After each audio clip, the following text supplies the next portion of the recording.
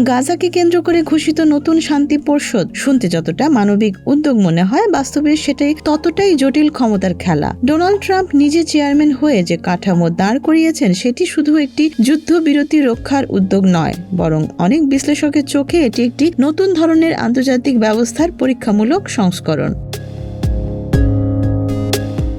প্রথম প্রশ্নটাই তাই, এটি কি ইউনাইটেড নেশনসের জন্য হুমকি? সরাসরি হয়তো না, কিন্তু পরোক্ষভাবে অবশ্যই চ্যালেঞ্জ। দ্বিতীয় বিশ্বযুদ্ধের পর জাতিসংঘ যে বহুপাক্ষিক কাঠামো তৈরি করেছে তার মূল দর্শন হলো সব দেশ অন্তত কাগজে কলমে সমান।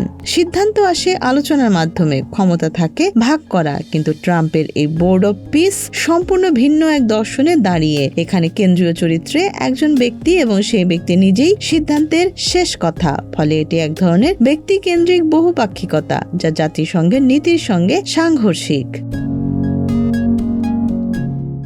আরো বড় বিষয় হলো এই পরিষদের কার্যক্রমের ধরন। এটি শুধু কূটনৈতিক প্ল্যাটফর্ম নয়, এর সঙ্গে জড়িয়ে আছে প্রশাসন, নিরাপত্তা, এমনকি সামরিক উপস্থিতিও। গাজায় একটি টেকনোক্র্যাট কমিটি গঠন, আন্তর্জাতিক স্থিতিশীলতা বাহিনী মোতায়েনের পরিকল্পনা, এসব দেখায় এটি বাস্তবে মাঠে নেমে কাজ করা একটি কাঠামো হতে চায়। কিন্তু এখানেই প্রশ্ন ওঠে, কার ম্যান্ডেট নিয়ে? আন্তর্জাতিক আইন, জাতিসংঘের অনুমোদন, নাকি শুধু যুক্তরাষ্ট্রের রাজনৈতিক প্রভাব? কারা এতে যোগ দিচ্ছে এই তালিকাটিও গুরুত্বপূর্ণ। মধ্যপ্রাচ্য ও এশিয়ার কয়েকটি দেশ যেমন মিশর, তুরস্ক, কাতার, সৌদি আরব, আরব আমিরাত, পাকিস্তান এরা আগ্রহ দেখিয়েছে। এদের অনেকেই গাজা ইস্যুতে সরাসরি বা পরোক্ষভাবে জড়িত, তাই তাদের অংশগ্রহণ বাস্তববাদী হিসেবেই ব্যাখ্যা করা যায়। তারা একদিকে যুক্তরাষ্ট্রের সঙ্গে সম্পর্ক রাখতে চায়, অন্যদিকে গাজার পুনর্গঠন ও রাজনৈতিক ভবিষ্যতে ভূমিকা রাখতে চায়।